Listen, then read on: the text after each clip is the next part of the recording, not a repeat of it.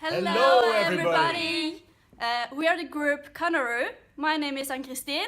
I am Felix. And I'm Rachel. And we're going to teach you for the next 2 lessons about globalization and communication. If you see behind us here, we have Sogndal. Beautiful. So globalization is obviously us standing here in Norway, but still being able to teach you even though you're in Russia. And this all goes through a small thing as a mobile phone. And even though this is all technology, we want to focus on language. Because since we've got English as a common language, we can understand each other in a far better way than we could ever before. And these are positive sides and positive effects of a globalization. Yeah. Mystery box? Yeah, and as a part of teaching you guys, we have sent you a mystery box full of activities and explanations as to what you will be doing and why. There will also be a lot of videos for you to watch, mainly of us. And that's going to be a lot of fun. All right. Now, instead of dropping straight into activities and straight into lessons, we'll start off with a small video about globalization. For some, this might be just some repetition. For some, it might be new, but this is something that we don't know. So the video that we'll show is made by someone on YouTube, and they can make it in a far better quality than we can ever make it. So have a look at it, and after that we'll start the first activity.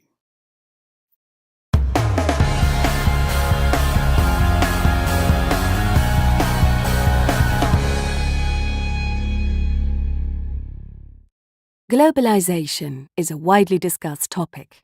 It is therefore not all that easy to explain such a complicated term in simple words. Let's start from the beginning with the background to globalization. Advances in technology, such as mobile phones, aeroplanes, telephones and the internet, have made the growth of transport and communication networks possible. Amongst other things, this means that people and countries can exchange information and goods more quickly and in a less complicated way. This process is called globalization. Globalization comes from globe and means the worldwide coming together of countries and nations. Let's look at an example. Companies used to manufacture products in their home countries, just like the companies Profi TV and Supercolor, who produce televisions in country A. Their products are in direct competition with each other, but both companies pay the same salaries and production costs. They have the same customers, use similar suppliers, and sell televisions at similar prices. In short, the same conditions apply to both companies. So far, so good.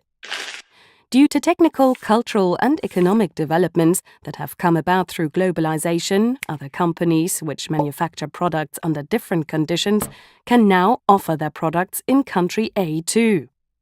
That's why a company from country B can sell televisions here at a lower price because they were produced for less. The local firms Supercolor and Profi TV have to react to withstand the competition. And so the world grows closer together, and there is an active exchange of goods between countries. More affordable products are available for more people. However, not only does an exchange of products and economic goods take place, but also of services, knowledge, cultural goods, and even languages. All of these individual elements are closely linked and influence each other. All right, so here we are again. Well, suddenly I got somewhere different though. It's just like teleportation. Suddenly I'm somewhere else.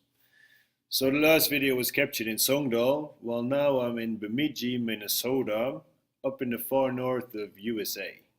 So if you just look outside here with me, you can see it's slightly different than it was in Sogndal. Because here it's flat. It's flat and it's super cold. They actually got a bit of snow yesterday, but they don't get too much and it's super cold all the time. But are you guys ready for the first game? This first game will base itself upon the principles of describing a word with the words you know without saying the exact word directly. And that's exactly what we will be doing here in the States as well, because we use our English a lot. But the thing is that we might not always know the exact word and we'll need to describe it in other ways. That's what we'll practice on now. So this game is called Alias. And the rules will be 1. You pick a word from the table, you read it for yourself and think of the best way to describe it as you think might reach the other pupils.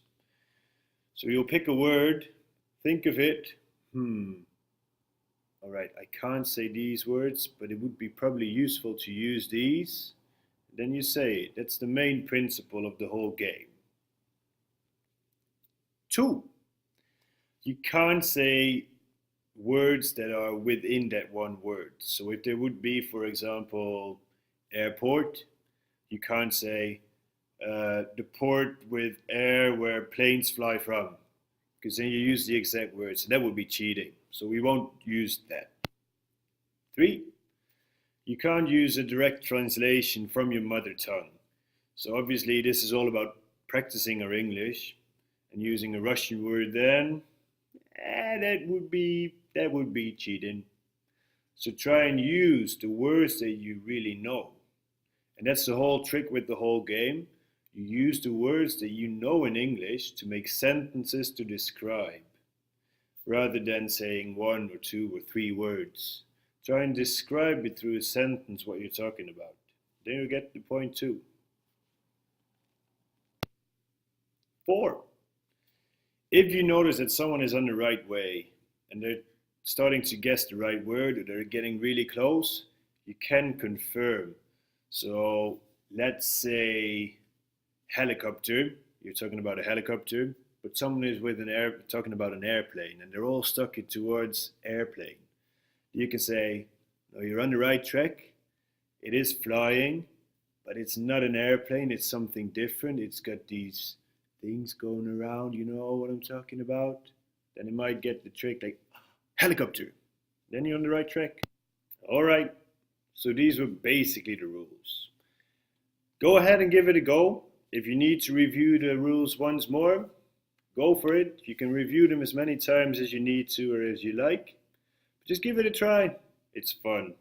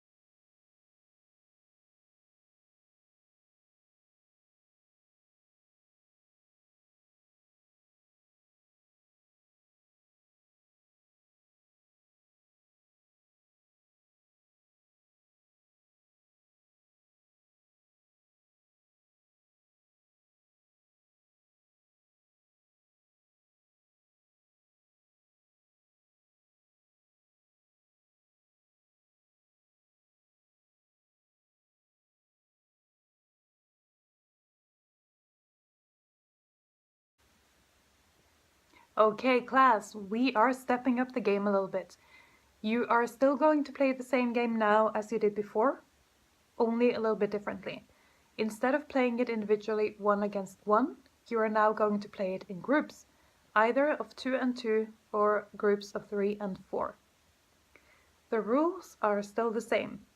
You draw notes and you explain the word on the note without using the words on the note itself.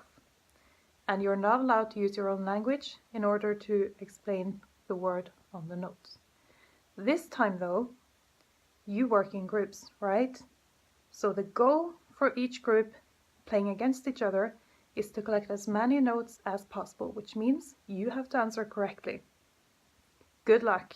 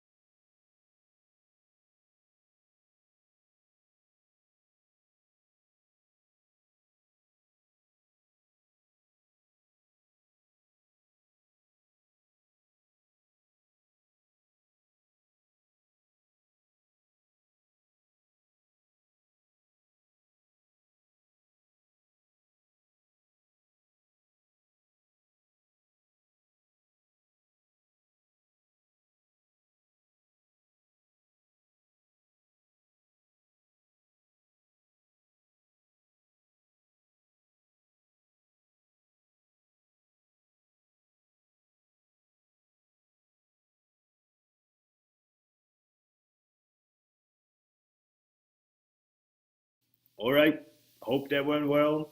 Hope you guys had fun. Now, in case it went really well and you are done already and maybe a bit before time, there's one more activity that we would like to use with using the same words.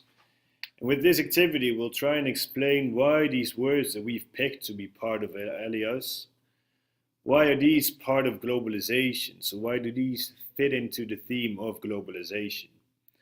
Now, an example could be steam train. You would pick this word, you see steam train, you start thinking, all right, globalization, steam train, how did these all hang together? Why is this part of globalization? An example of an explanation could be that thanks to steam trains, we got more technology, industry got boosted because transport went way quicker, people could see each other and meet across a whole continent in maybe a day's time. So things went far quicker. And that was one of the first steps of globalization. That could be a good enough explanation. So what we'll do is we'll put all the words back on the table, mix them all up. You pick 5 words yourself, and so do all the others. Take a minute or two just to check out the words. Why is this part of globalization? How would I explain this? And then give that a go too. So try it. Good luck and have fun.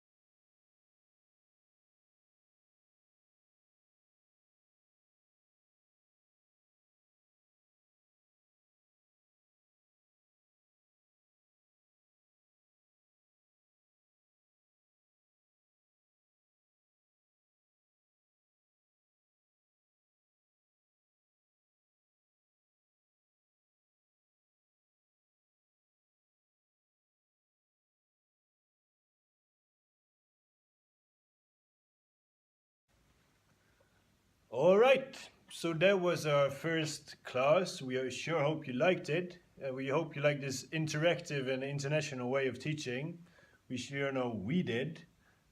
In the next video, or like the next minute, Ann-Christine will quickly explain the homework for next time. Hi guys! Your homework for the next lesson will be to practice different accents and also to answer questions about those accents. So each one of you will get to draw a note, and on that note it will state one accent and different questions that we want you to answer.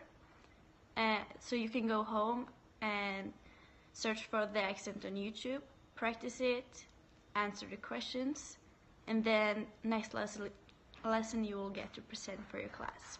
Good luck!